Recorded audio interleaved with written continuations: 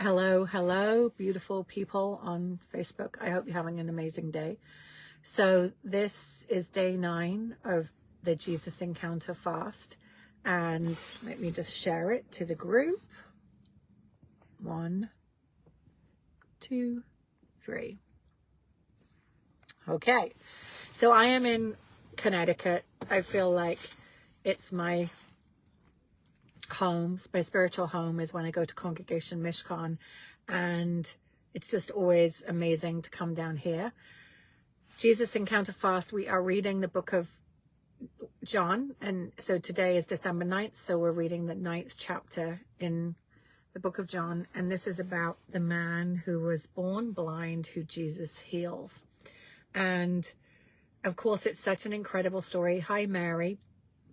And Jesus gets into trouble, doesn't he, for healing on the Sabbath. And the thing is God's heart is to bring people into freedom. And he always was moved with compassion. But I believe it was very intentional that he healed on the Sabbath.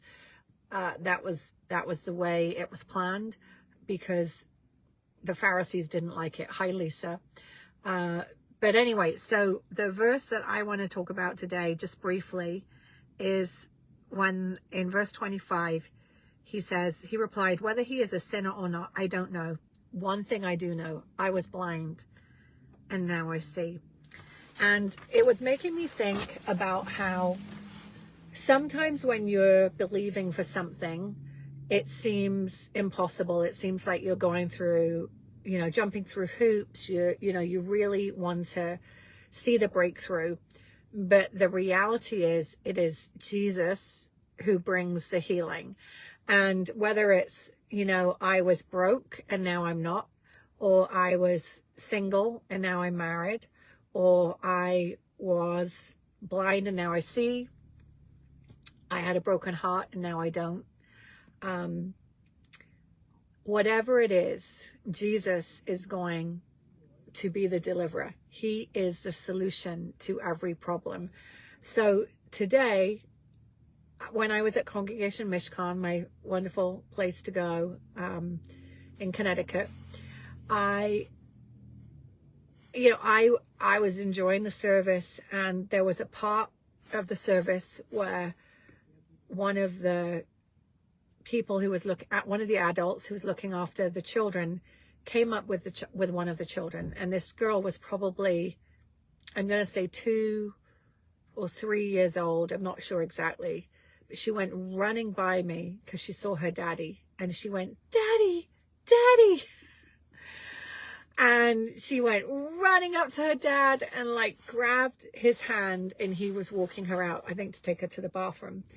But I just got wrecked, because my mom and dad got divorced when I was 4. And so even though I grew up with my dad and seeing him at the vacations, it was just not one of those relationships where I sat on his knee, or he just wasn't there for most of the times when I needed him to be there.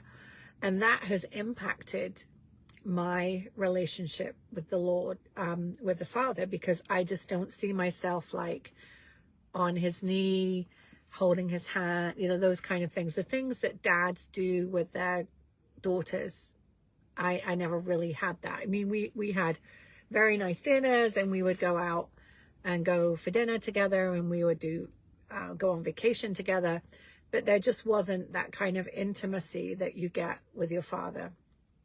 I know. And so I got wrecked. And what was really interesting was I thought that this wound had been dealt with when I was, 14, 15, when I got saved at Father Heart of God, like Floyd McClung. I really, really thought this wound was done, was over, healed, and it triggered it. And I just was sitting there very emotional, and just hearing the Father say, "Claire, my arms are open wide, just come to me, like a little girl, just come to me. Yes, your dad left. That wasn't my intention. A lot of things that happen to us in life are not his intention, but the enemy meant that to create a rift. And of course, I love the Lord, and I always pray to the Father in the name of Jesus. But it was just like, wow, there's a wound there. And so at that point, Rabbi then just said, hey, anyone who's brokenhearted, come forward. And I just was like, I got to go. But incredibly, there were a lot of us that were brokenhearted. And he saw himself, he had a mallet. Don't ask me how Rabbi had a mallet at Congregation Mishkan today, but he did. And he saw an image of him in the spirit, cracking people on the head with a mallet, which of course he didn't do that, because that would have been a lot of dead bodies. So he anointed the mallet, and then he put his hands on people's heads, and he hit his hand. And when he got to me, I wasn't really paying attention at first. Like, I was expecting to feel his hand on my head, and he put the back of his hand on my tummy, and he hit. Hey! And my friend who was with me said, you know, she felt like, it was like breaking off something. It was like breaking a dam. And at the time I was thinking it was, you know, like rivers of living water. But Rabbi said something afterwards to me, which totally makes sense. So this is why I called this live today, Trust the Process, because I've been dealing with a lot of, no, I shouldn't say dealing. I've been asking the Lord, reveal those secret things. Show me the secret things. And Rabbi said, you know, when I was hitting everybody else at the head, he said, when I came to you, Father said, hit her womb. And he said, you know, he said, obviously we don't want to, like, you could think like, what does it mean, this or that? But he said, his understanding was that the Lord wanted to break something that had been passed down generationally through the womb. Well, little did he know that that's all I've been talking about for the last, 8 days, 9 days, breaking these covenants that get established by our forefathers that come down the bloodline. And I didn't have to do anything about it. There is a component where we have to seek the Lord. But obviously Jesus has already done all the work. By his stripes we are healed. He has already shed his blood. We are already in relationship with the Lord. But he just wants to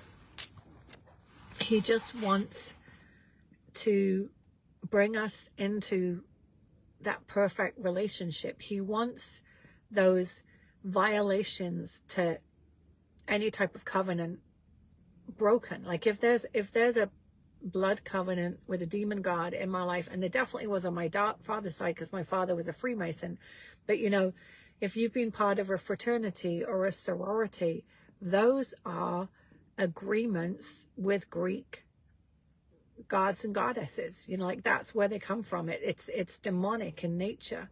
And so when we have these things in our life, it does sever the covenant that we have with the Lord. And that's why, you know, bringing it back, putting it under the blood, and then renouncing and repenting first, and then renouncing any of these other covenants that have been established by our forefathers. So today, the Lord did it. He broke something through my womb, through the bloodline.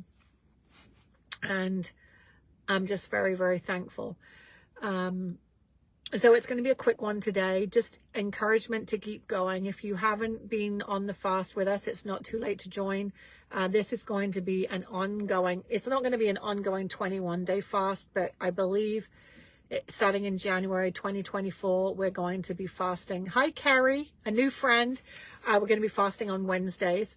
It's just a really good spiritual discipline to get into, because the word says that this kind don't come out by prayer and fasting. So there are certain things when we're looking for breakthrough, when we want to see a healing and it's not manifesting, even though people are doing everything that they should be doing.